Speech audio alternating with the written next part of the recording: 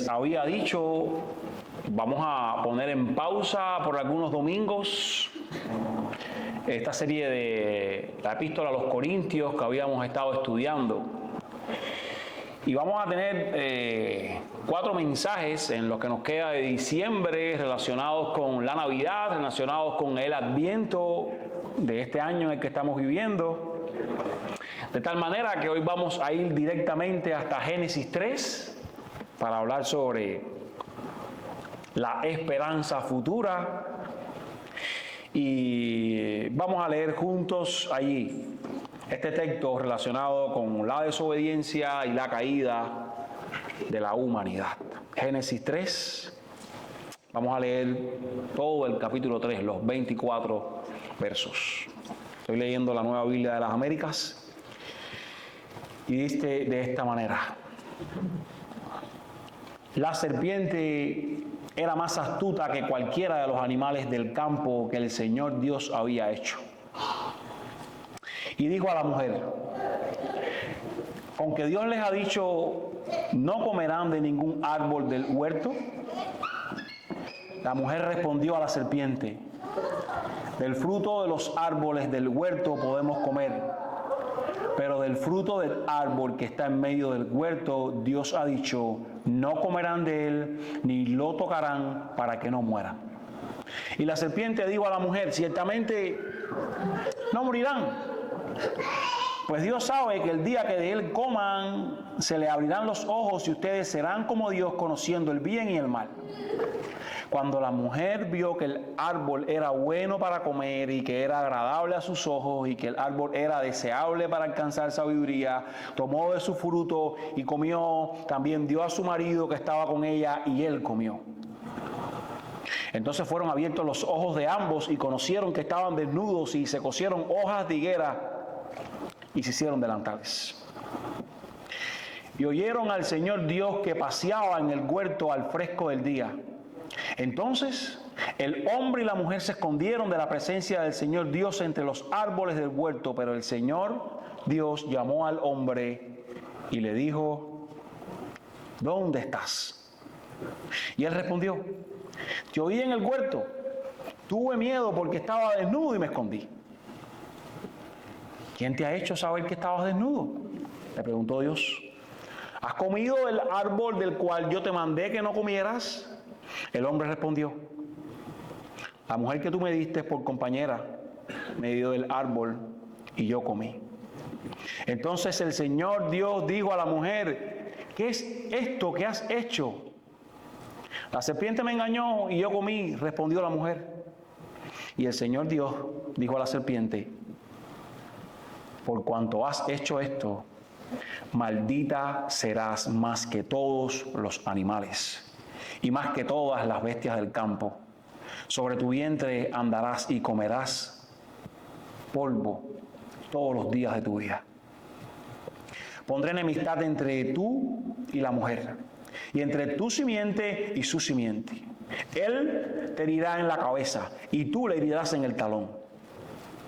A la mujer dijo: en gran manera multiplicaré tu dolor en el parto. Con dolor darás a luz los hijos. Con todo, tu deseo será para tu marido, y él tendrá dominio sobre ti. Entonces el Señor dijo a Adán: por cuanto has escuchado la voz de tu mujer y has comido del árbol del cual te ordené diciendo, no comerás de él, maldita será la tierra por tu causa. Con trabajo comerás de ella todos los días de tu vida. Espinos y cardos te producirá y comerás de las plantas del campo. Con el sudor de tu rostro comerás el pan hasta que vuelvas a la tierra, porque de ella fuiste tomado, pues polvo eres y al polvo volverás. El hombre le puso por nombre Eva a su mujer, porque ella era la madre de todos los vivientes. El Señor Dios hizo vestiduras de piel para Adán y su mujer y los vistió. Entonces el Señor dijo: ahora el hombre ha venido a ser como uno de nosotros, conociendo ellos el bien y el mal. Cuidado ahora no vaya a extender su mano y tome también del árbol de la vida y coma y viva para siempre. Y el Señor Dios lo echó del huerto del Edén para que labrara la tierra de la cual fue tomado.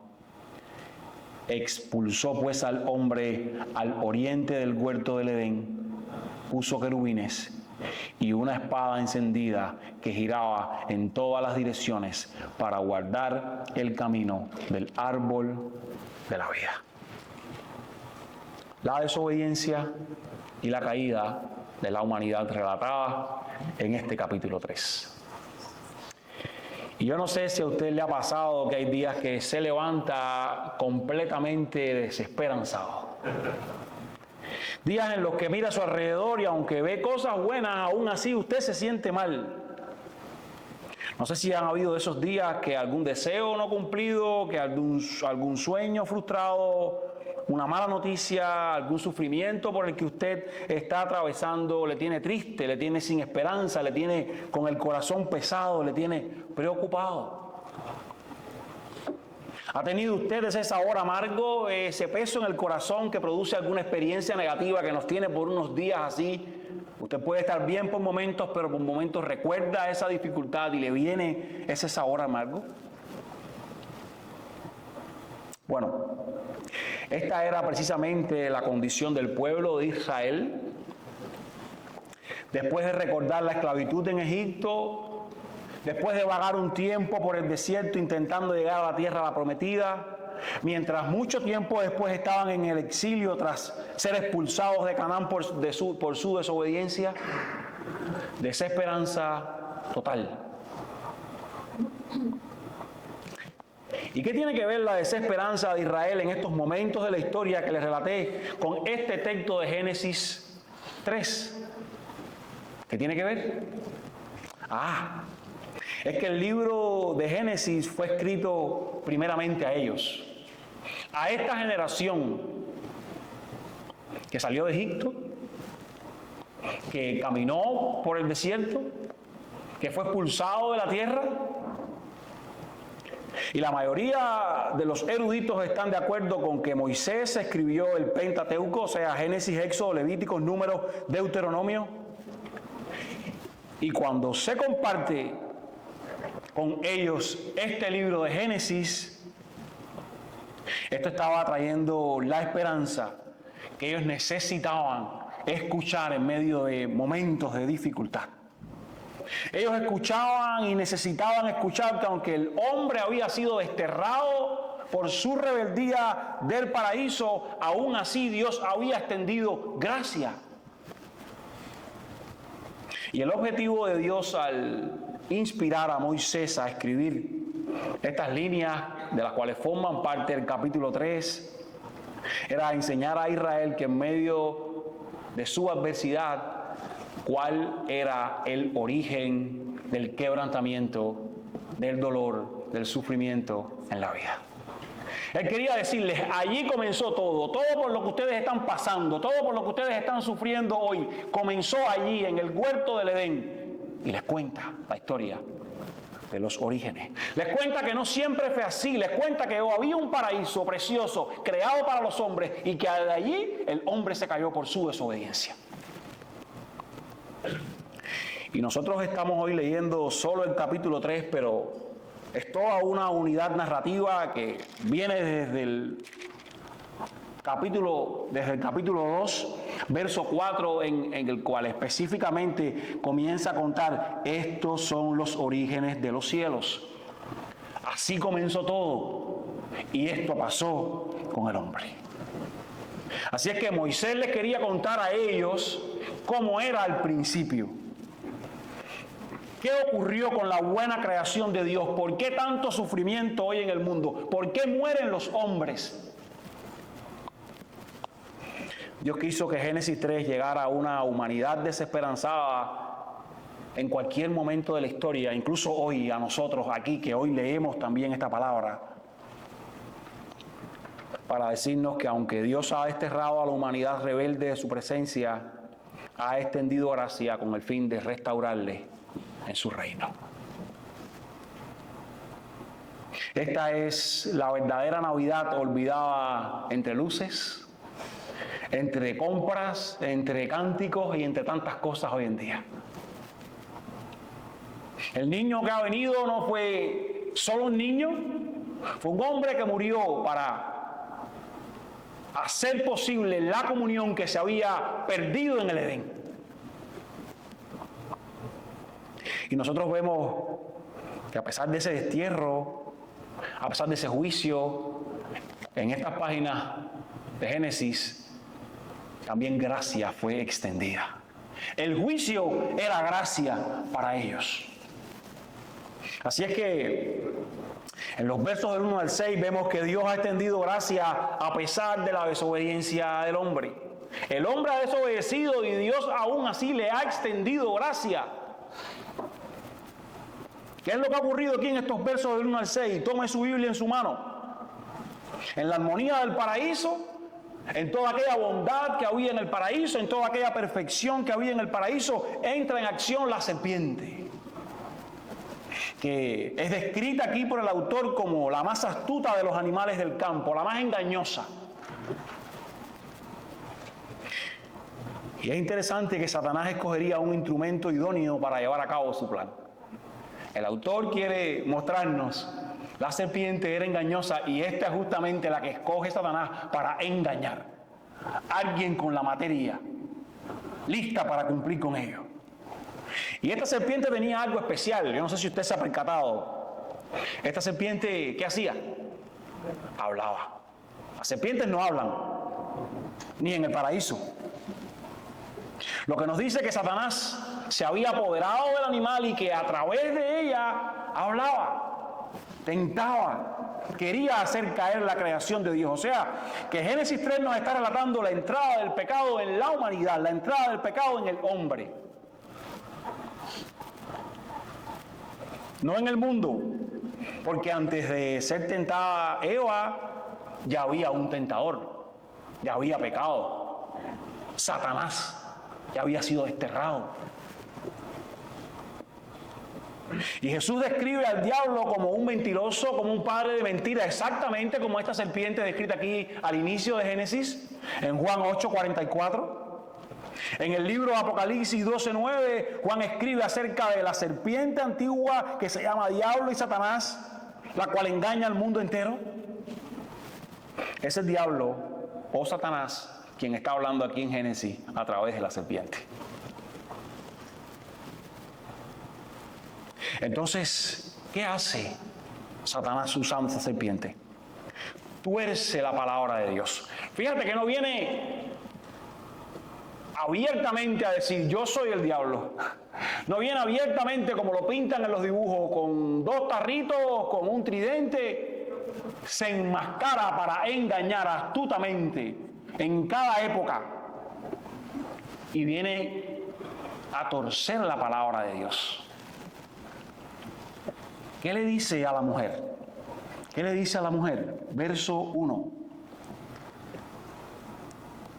Dios es tan bueno y les ha dicho, no comerán de ningún árbol del huerto. Con que Dios les ha dicho que no coman de ningún árbol del huerto. Pero si usted mira qué Dios había dicho exactamente, usted puede ver en el capítulo 2, donde les dije que comienza todo el contexto de este texto, es toda una unidad literaria. En el verso 16, el Señor Dios, 2:16 estoy leyendo, ordenó al hombre, de todo árbol del huerto podrás comer. Es todo lo contrario de lo que dice la serpiente. La serpiente está diciendo, con que Dios les ha dicho, no comerán de ningún árbol, pero Dios había dicho, ustedes pueden comer de todos, pero del árbol del conocimiento del bien y del mal, no comerán, porque del día que de él comas, ciertamente morirás. O sea que la manera de mirarlo no es como lo miró Satanás. Con que Dios le dijo que no comieran de nada aquí, el tan buen Dios le dijo que no comieran de nada, la manera de mirarlo sería, podemos comer de todo. Hay una sola cosa que nos ha sido vedada. Pero todo lo otro está a disposición nuestra, esa debía ser la intención. Y es que es mentiroso. Él busca meterse allí donde está comenzando la duda. Él busca meterse allí donde está tu mente comenzando a fallar. Y la mujer es arrastrada en esta conversación y le responde. Mal escuchar a una serpiente que se acerca. mal responder. De la tentación se huye.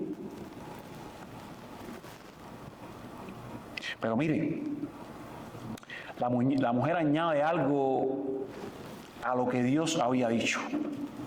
Porque ya está siendo enredada, ya está siendo seducida. Miren, la mujer respondió a la serpiente: del fruto de los árboles del huerto podemos comer, pero del fruto del árbol que está en medio del huerto, Dios ha dicho, no comerán de él. ¿Y qué más dijo?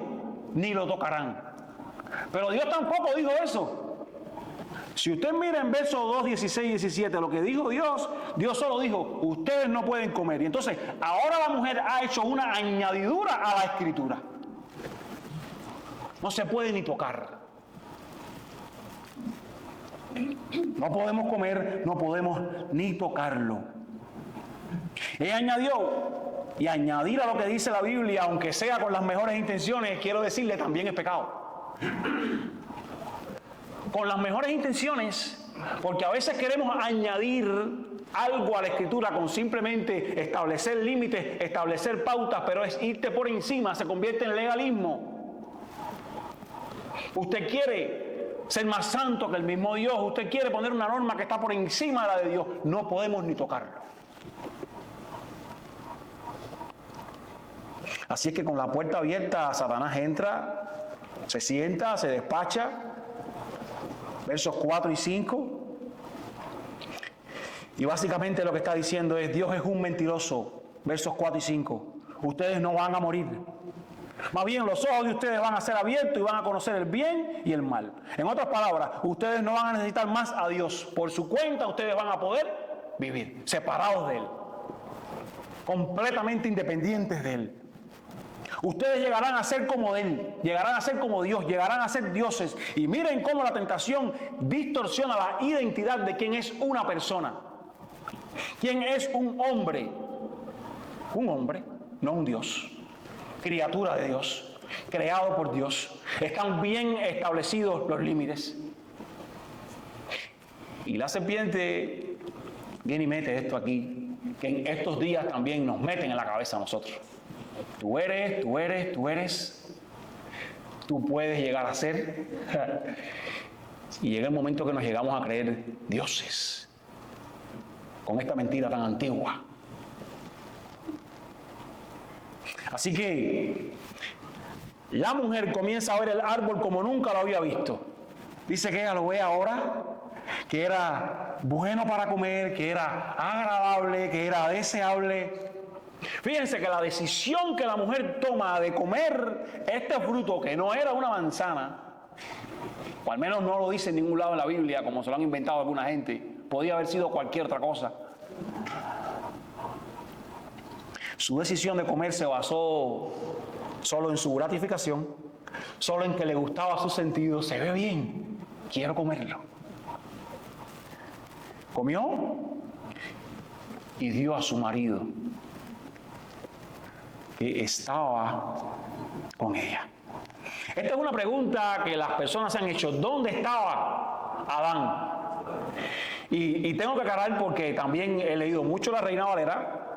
La leí una vez más para este momento. La Reina Valera no menciona que Adán hubiera estado allí, pero en el original hebreo apunta que estaba con. Él estaba en medio de todo lo que estaba pasando, en todo lo que estaba ocurriendo. Él estaba allí. Por eso algunas versiones más literales añaden que Adán estaba con ella y comió junto con ella. La idea de comer significa además que estaba con ella, está implícito allí.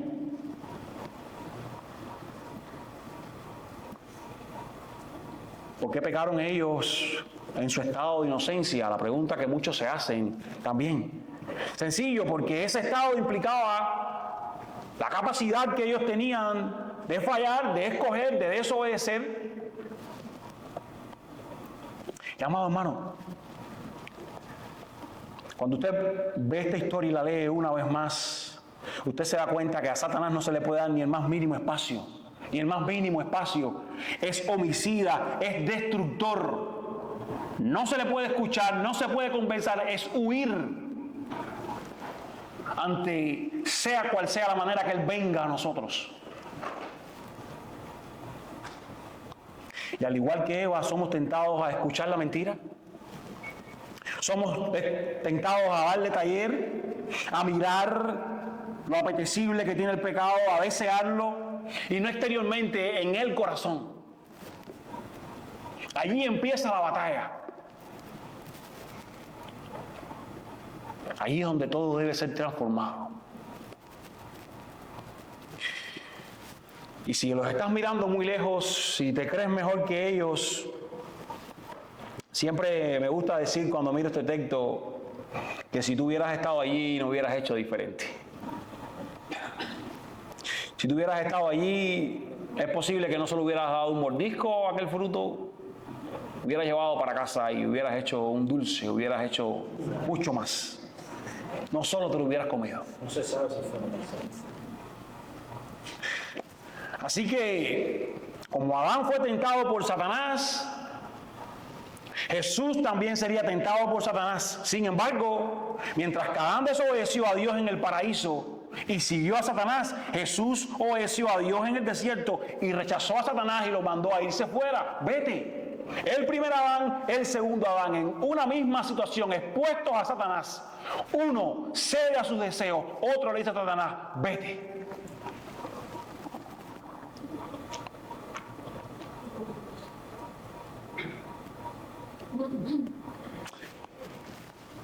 Y Adán había recibido directamente el mandamiento de Dios: no vas a comer de ese fruto.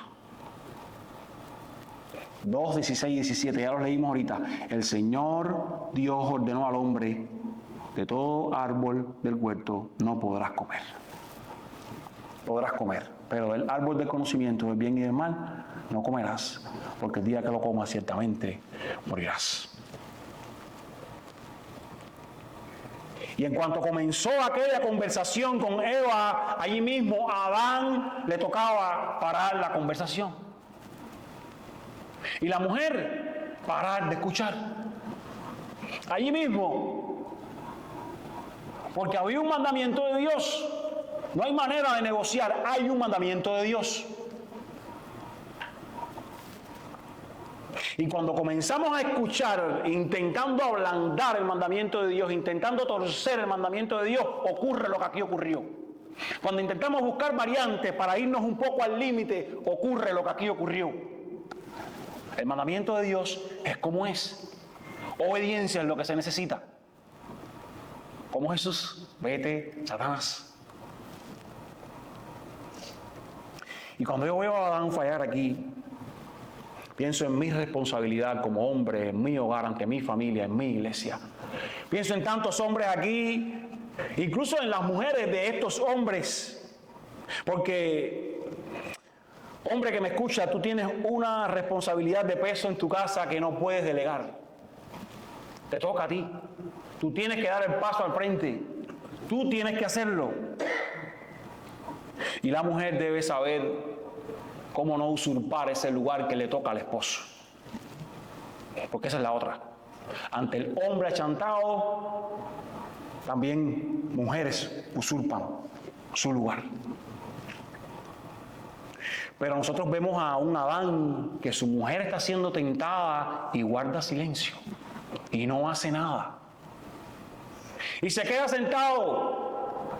Si hubiera sido en estos días, mirando el teléfono, haciéndose el sueco a lo que ahí está pasando al lado. No vire la cabeza para el otro lado, en tu casa.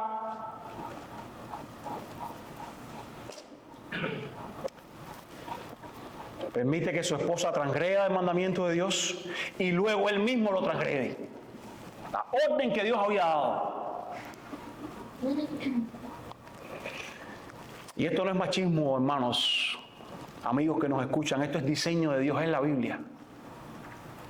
Por alguna razón Dios lo puso allí, yo lo creo, yo lo obedezco, yo lo sigo.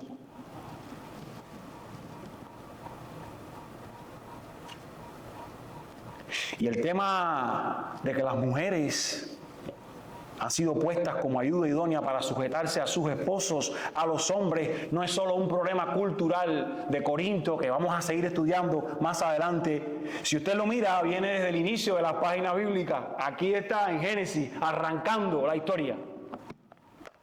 Un hombre que se dio su papel, una mujer que usurpó el de su esposo, un tentador que se aprovechó de ello.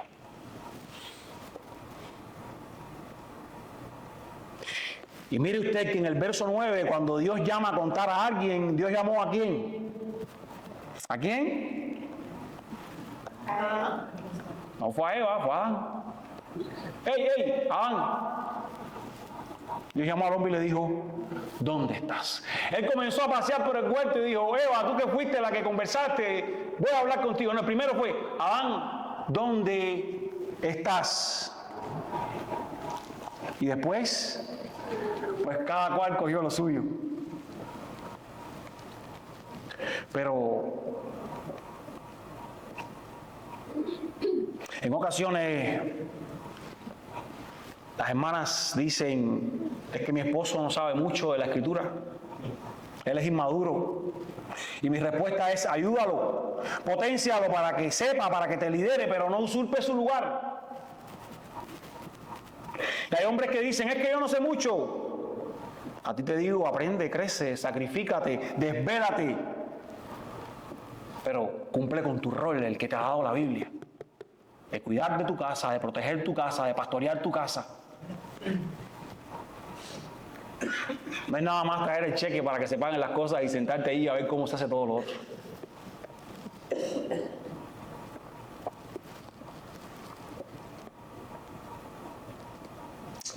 Número 2. Dios ha extendido gracia, versos del 7 al 19, a pesar de las desastrosas consecuencias. O sea, Dios les extiende gracia a pesar de que ellos desobedecieron, pero ahora, a pesar de todas las consecuencias que están cosechando, Dios también está extendiendo gracia aquí. Y mire usted todas las consecuencias. Verso 7 dice que se abrieron sus ojos, ambos ojos fueron abiertos, no para ser como Dios, sino para conocer por ellos mismos ahora su culpa, su vergüenza, para andar ahora por su cuenta y tener que ellos mismos comenzar a vestirse. No necesitaban ni vestido allí en el huerto del Edén, allí en el paraíso, allí en el lugar soñado. Y ahora ellos tienen que comenzar a proveer para ellos, porque se han ido por su cuenta, se han separado de Dios. Ellos tienen que coser hojas de higuera y se hacen delantales. Tienen que vestirse por ellos mismos. Y los resultados de la caída, los resultados de su pecado aparecieron inmediatamente. Perdieron esa inocencia, ahora se avergüenzan de sus cuerpos, ahora se esconden el uno del otro, marido y mujer que han de ser una sola carne, se avergüenzan de sus cuerpos y tienen que esconderse. Se rompieron los vínculos matrimoniales incluso allí en el huerto del Edén con el pecado. Lo otro que aquí pasa es que comienzan a tener miedo de Dios y se esconden, un sentimiento que nunca habían tenido. Porque Dios caminaba en el huerto del Edén con ellos, había comunión libremente con ellos. Por su estado en el cual no tenían pecado. Pero ahora tienen que esconderse.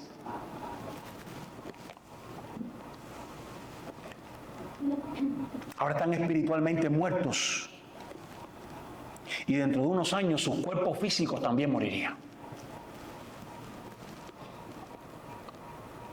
Y es tan interesante que Dios siendo omnisciente, Dios sabiendo lo que ellos habían hecho, es más, Dios sabiendo que lo iban a hacer, viene en busca de ellos.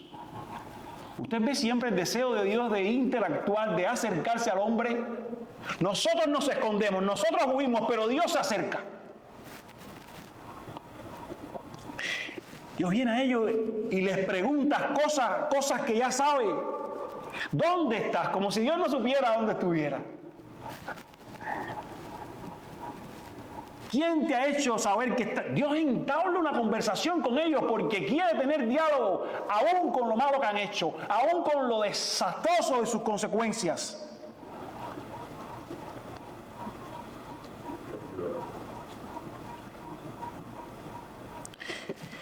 Y más interesante aún es que a Satanás no le preguntó nada. Porque Satanás no tiene posibilidad de redención. Porque los demonios no tienen posibilidad de redención. Con ese no hubo conversación. Con ese lo que hubo fue juicio directo. Con estas criaturas conversa. Y usted vuelve a ver cuánta gracia. Un Dios santo ha visto el pecado delante de él y entabla un diálogo porque él quiere que llegue a haber una confesión, porque él quiere que llegue a haber arrepentimiento. Por cierto, la confesión de Adán, que ahora son fieles al padre de mentiras, ya no son fieles a Dios, está muy marcada por su fidelidad a Satanás. El matrimonio se ha fracturado y ahora comienza esta pugna. En ningún momento Adán le echaría las culpas a su esposa, pero ahora, como se ha fracturado y como es el diablo quien manda allí, ya él no cuida a su esposa, ahora él le echa la culpa a su esposa. Y en último lugar o en última instancia, a Dios. Él le dice, la mujer fue la culpable, pero no es todo eso. La mujer que tú me diste. Es como que te salió con defecto, la podías haber hecho un poquitico mejor. Fíjate tú. Cuánta osadía en el sentido de que Satanás había instrumentado ese corazón.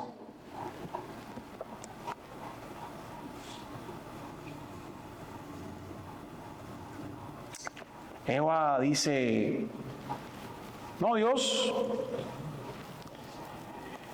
Dios le pregunta, ¿qué es esto que has hecho? Verso 13, y la mujer dice, la serpiente me engañó y yo comí.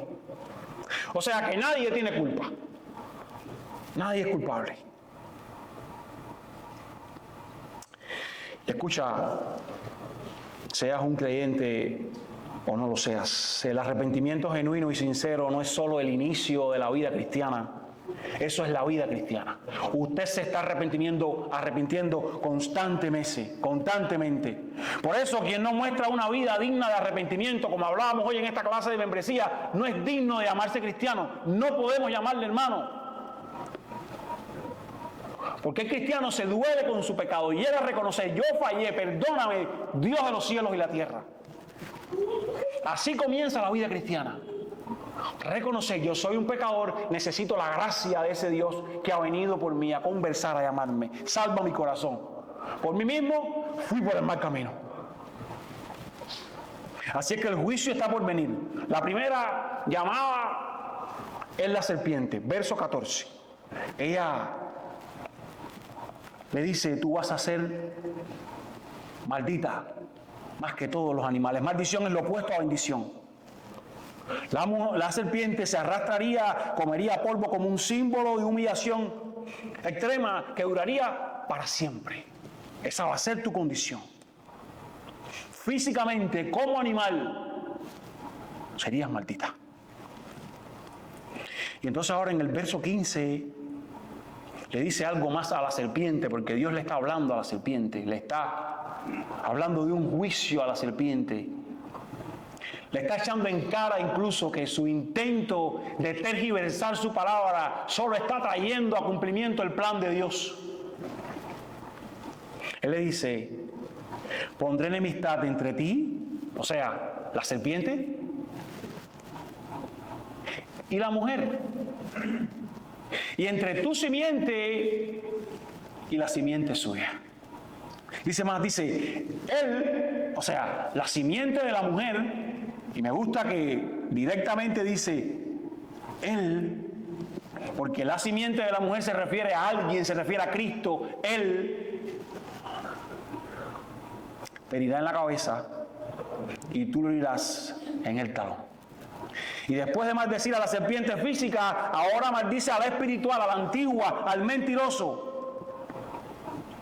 Y como ha sido llamado este texto por muchos en la historia, el protoevangelio o el primer evangelio, encontramos aquí nosotros la primera promesa de redención en las Escrituras. Con un juicio a la serpiente, Dios estaba hablando de la redención que Cristo habría de ganar en la cruz. Porque la simiente de la serpiente, quien era Satanás, y hasta los suyos,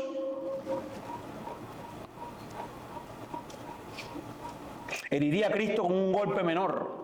Como está diciendo, le vas a herir en el talón, que es un golpe menor, un daño pequeño. Le vas a herir en el talón. Con aquellos sufrimientos leves de la cruz comparado con lo que la cruz se ganó. Pero la simiente de la mujer, que sería Cristo, todos los que vendrían en su descendencia hasta llegar el Mesías, daría un golpe certero de muerte a la serpiente, aplastaría su cabeza, como está diciendo allí, te herirá en la cabeza, aplastará tu cabeza. Cuando en la cruz del Calvario provea salvación a todos los santos y restaure el reino de Dios en su segunda venida. A la serpiente le está diciendo, te salió el jueguito mal.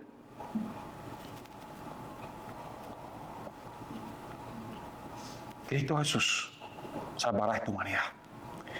Lo que se ha roto aquí en el huerto del Edén será restaurado por la simiente de esa mujer que tú has engañado. Y de ahí los hombres estuvieron esperando ese Mesías que vendría. Y nosotros hoy tenemos todo el panorama y miramos atrás y entendemos que 3:15 está hablando de esto, de Cristo que vendría.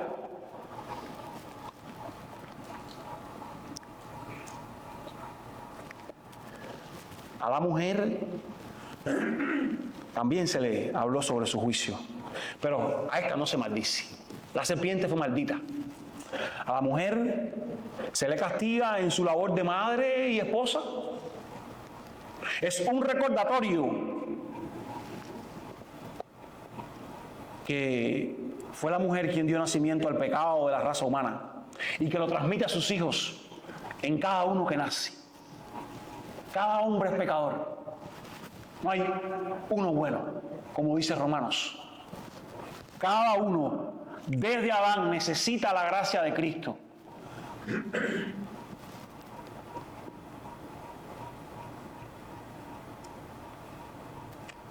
Y en este juicio a la mujer, Dios le dice más, le dice que va a necesitar junto a su esposo depender de Dios. Porque las pugnas van a caracterizar los matrimonios. Pero a la misma vez, en este dictamen de juicio, la mujer recibe la gracia de dar a luz, recibe la gracia de criar hijos.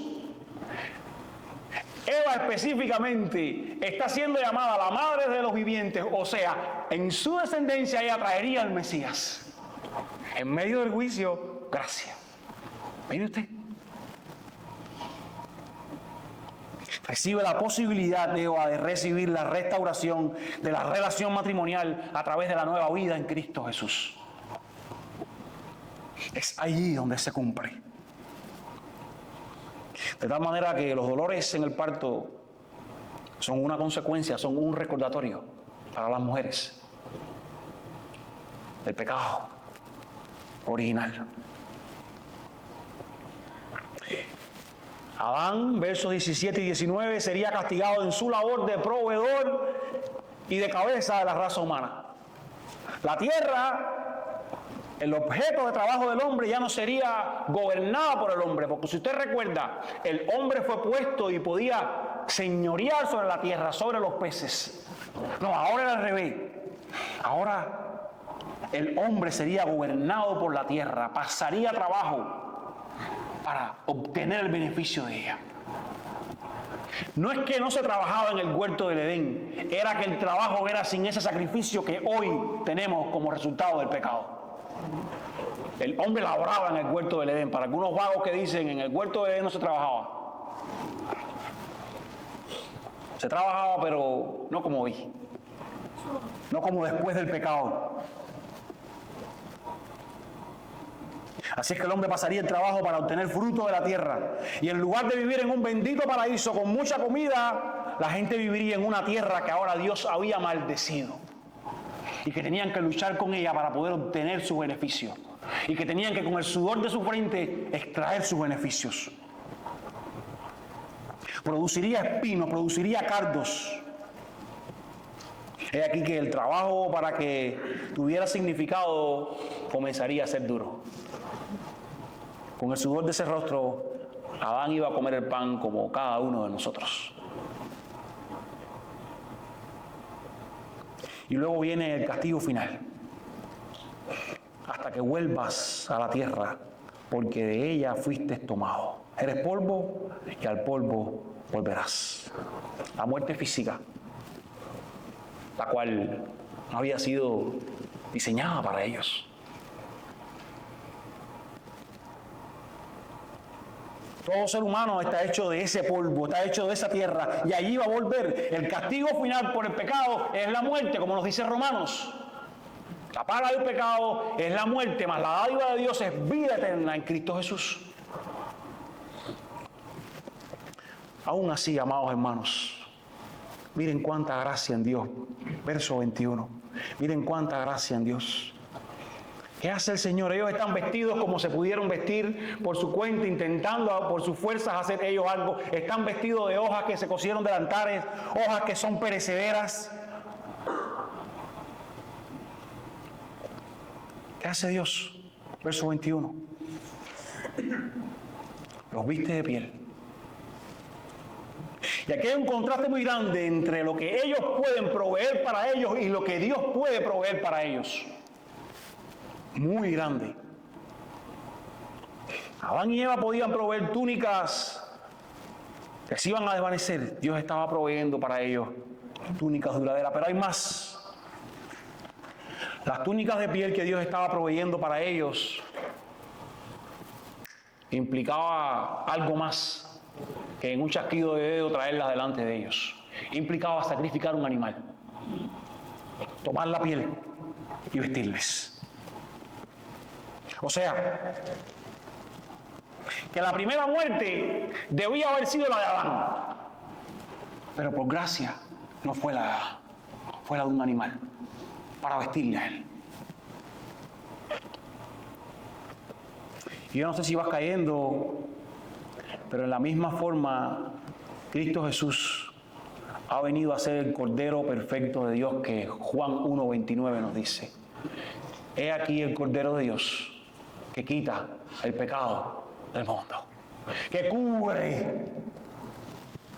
Y con su cuerpo, aquellos que somos suyos, hemos sido cubiertos con el sacrificio, con la muerte del Cordero inmolado en la cruz. Como mismo en el huerto del Edén fueron vestidos Adán y Eva con la muerte de un animal, en la cruz Cristo murió para vestir a aquellos que no podían acercarse a Dios. Dios no podía dejar de hacer juicio. Alguien tenía que pagar. Pero mostró gracia y misericordia. En medio del juicio podemos apreciar la gracia de Dios. Hay juicio aquí, pero usted ve la gracia fluyendo.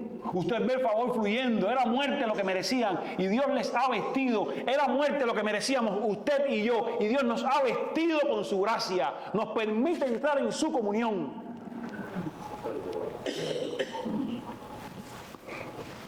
Porque Adán nos representó ahí en el huerto del Edén. Y usted con él pecó.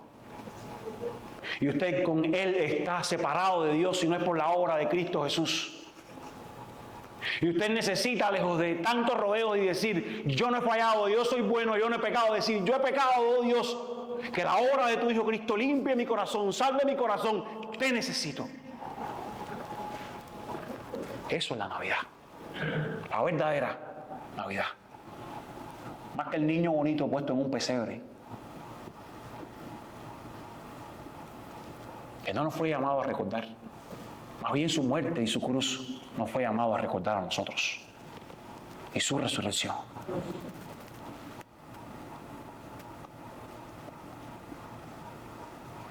En Jesucristo el juicio y la gracia de Dios se fusionan.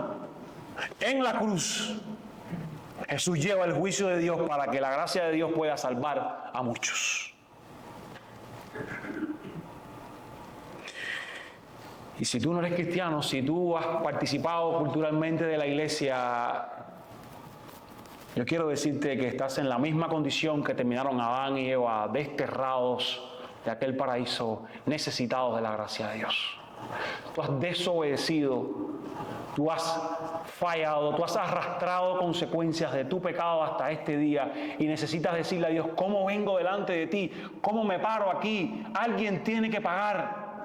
Cristo Jesús, quien murió en la cruz con este objetivo: salvar, redimir a los pecadores, y que esta comunión que se rompió en el huerto del Edén pueda ser unida una vez más en Cristo, en su reino eterno.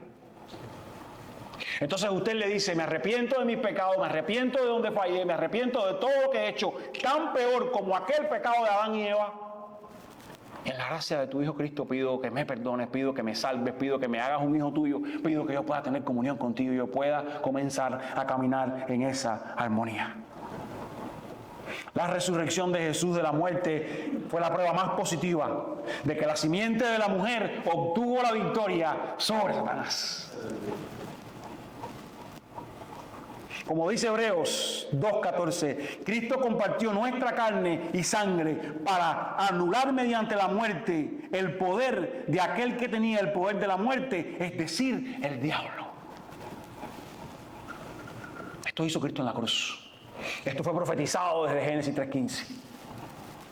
Pablo añade en Romanos 16:20, y el Dios de paz aplastará pronto a Satanás debajo de vuestros pies para su gloria.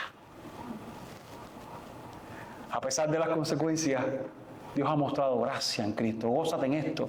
Y si no le tienes, corre a su presencia y dile: salva mi corazón.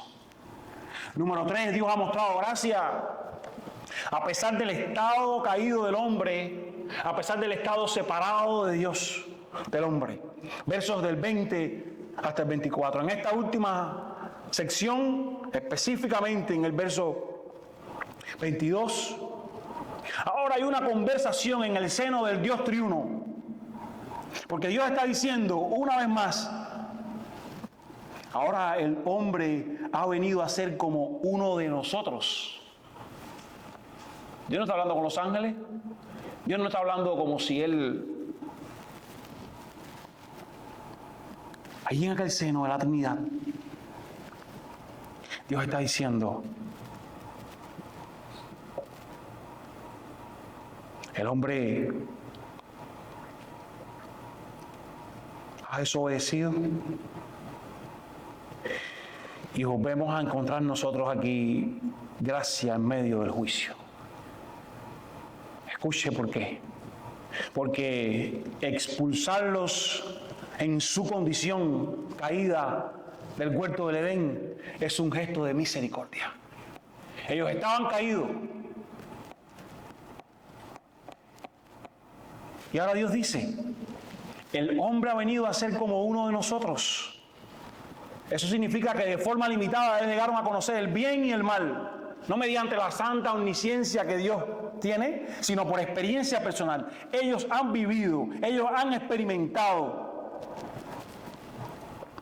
Y en esa condición que ellos tienen caída ahora porque han pecado, si ellos comen del árbol de la vida, que era otro árbol que estaba en el huerto, verso 2:9, mírenlo usted mismo, verso 2:9, el Señor hizo brotar de la tierra todo árbol agradable a la vista y bueno para comer. Asimismo, en medio del huerto hizo brotar el árbol de la vida y el árbol del conocimiento del bien y del mal. Ahora está diciendo: si ellos en esta naturaleza caída que tienen, que han pecado, que han caído,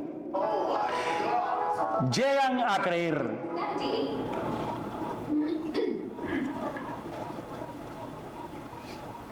llegan a conocer, llegan a comer de ese árbol de la vida, ellos van a vivir para siempre en esa condición caída.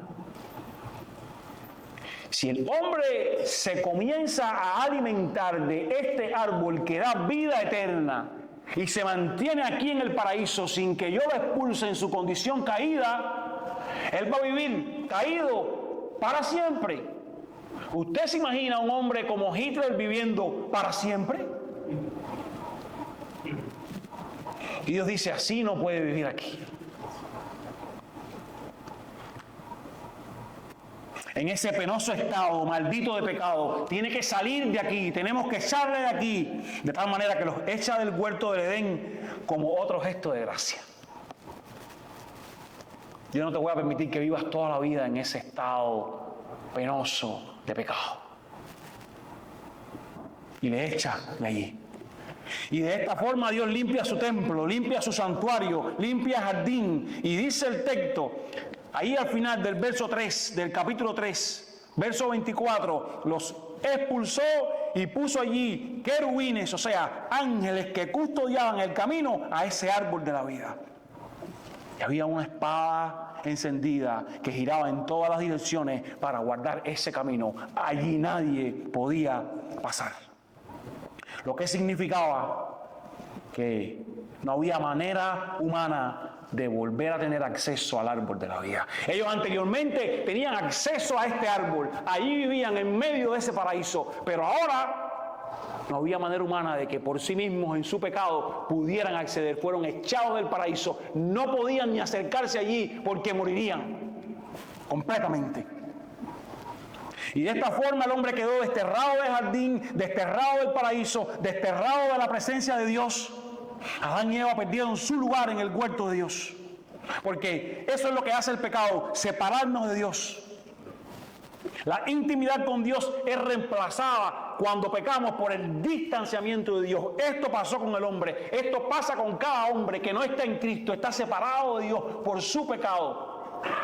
Dios no puede verle sin vomitarse, literalmente. Aunque te ofenda esto, es solo mediante Cristo que Él puede mirarte y decir, Cristo pagó en la cruz, necesito esa salvación. Cuán grande, cuán buen Dios. Imagínese a alguien vestido con un traje tan blanco, tan blanco, tan blanco, y que usted se le acerque lleno de tizne, de carbón, de leña quemada, a darle un abrazo. ¿Cuál será la reacción de esa persona? Aléjate. Pero el Dios Santo en su pureza ha dicho, acércate, mi Hijo Cristo ha pagado y te puedo abrazar. Hay gracia en medio de ese juicio. Y ellos han sido expulsados. Y en un jardín que la presencia de Dios era accesible a su pueblo porque Él caminaba en medio de ellos, ahora han sido expulsados sin posibilidad de volver. Después usted ve que nunca fue igual. En el desierto, en la tierra prometida, el tabernáculo y el templo eran los lugares donde Dios habitaba para que el pueblo tuviera su presencia. Pero cuando bajaba aquella nube, los pecadores no podían aproximarse allí, porque era la presencia de Dios y sus manos estaban sucias. En el jardín del Edén ellos no podían entrar. En el tabernáculo, en el desierto, en el templo, no podían entrar a su presencia. El camino estaba bloqueado. Dice Éxodo 26:1, curiosamente, dice, Segunda de Crónicas 3:14, que ese camino al lugar santísimo estaba bloqueado por cortinas que estaban bordadas con querubines, como en el huerto del Edén. Y es un recordatorio para todos ellos que conocían muy bien estas escrituras. Estos querubines que están pintados, bordados aquí, son aquellos que fueron puestos allá. Y llegamos al Nuevo Testamento. Y se nos revela que esa gran separación, Jesús, que se llama Emmanuel, Dios está con nosotros, la ha abolido. Esto es la Navidad. Cristo que se ha entregado para salvar a los pecadores. Cristo que se ha entregado para unir lo que se rompió en el huerto del Edén. Encontramos en Mateo 1:23, que estudiaremos la semana que viene. Ya Dios no está lejano.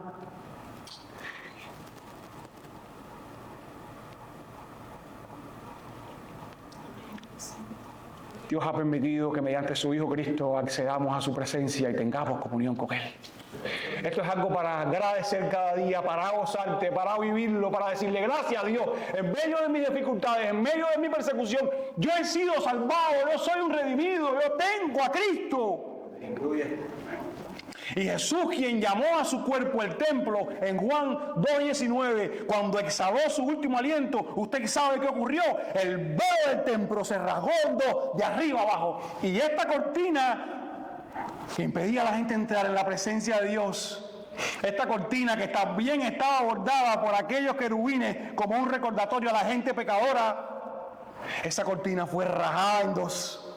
Y cuando Jesús murió, ya esos querubines no bloquearon más el camino a la presencia de Dios. No hay manera humana, pero Cristo pasa por allí y te permite entrar a su presencia. Génesis. Cristo Jesús. Solo Cristo puede revocar la maldición de tu pecado, porque Él la tomó sobre sus hombros. Esa esperanza futura para ellos, para nosotros, se hizo realidad. Esta es la verdadera Navidad. Usted estaba separado de Dios producto de su pecado, y ese Emmanuel, Dios con nosotros, ha hecho un camino al Padre. Esta es la Navidad. El hombre está sin Dios y el Hijo de Dios, Cristo, Dios hecho hombre, ha muerto por los pecadores. Y ahora los pecadores pueden ser amigos de Dios, pueden tener la misma comunión que había en el huerto del Edén. Una que será restaurada finalmente cuando Él venga en su reino. Agradece a tu Señor, porque estabas desterrado y ahora has sido bienvenido en la comunión. Tienes un Redentor. Tenemos un Redentor. Así es que, aunque Dios ha desterrado a la humanidad rebelde de su presencia, Él ha extendido gracia con ese fin de restaurarle en su reino. Vuelvo al inicio. ¿Por qué en nuestra vida actual experimentamos dolor, trabajo duro, tensiones en el matrimonio, enemistad y finalmente la muerte? Ya sabemos, ya sabían estos israelitas, el pecado.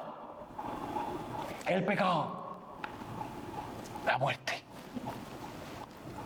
Pero en medio de ese dolor, cobra ánimo y esperanza, porque Dios en su gracia restaurará su reino. Ya lo ha hecho en Cristo Jesús. A través de Jesucristo el paraíso es restaurado. Esa es la esperanza y el consuelo de todos los que sufren en este tiempo intermedio. El paraíso será restaurado y volveremos a disfrutar de la plena comunión con Dios en su reino. Allí estaremos libremente accesibles a Él. Y lo más precioso será que el Cordero de Dios estará en el medio de esa ciudad. Una vez más, esta es la verdadera Navidad. No solo un niño que nació en un pesebre, no solo las luces, no solo un arbolito, no solo las compras. Es la esperanza y el consuelo para todos, que mediante Cristo hay esperanza por su cruz, porque ese niño que muchos simplemente se quedan con esa imagen del pesebre, creció, cargó en la cruz todo el juicio de Dios y derramó gracia abundante para que los pecadores tuvieran acceso a Dios. Jesús es Dios con nosotros. Dios se ha acercado. Prediquemos esto ante tanta gente que no entiende qué significa la Navidad. La Navidad significa el hombre estaba separado de Dios, está separado de Dios aún hoy. Y quiere vivir por su cuenta, en su autonomía, en su pecado. Pero Cristo Jesús, ese niño, murió en una cruz para restablecer esa comunión. Algo que merecíamos nosotros. Termino leyendo Apocalipsis 22 del 1 al 3 y el verso 14. Apocalipsis 22 del 1 al 3 y el verso 14. Después el ángel me mostró un río de agua de vida, resplandeciente como cristal, que salía del trono de Dios y del Cordero. En medio de la calle de la ciudad y a cada lado del río estaba el árbol de la vida. que produce 12 clases de frutos, dando su fruto cada mes, y las hojas del árbol eran para sanidad de todas las naciones. Ya no habrá más maldición. El trono de Dios y del Cordero estará allí y sus siervos le servirán. Brinco al verso 14. Bienaventurados los que lavan sus vestiduras para tener derecho al árbol de la vida y para entrar por las puertas a la ciudad. El árbol de la vida ha sido restituido en Cristo Jesús. Y usted, si es su hijo, tiene acceso y estaremos con él para siempre en su gran ciudad.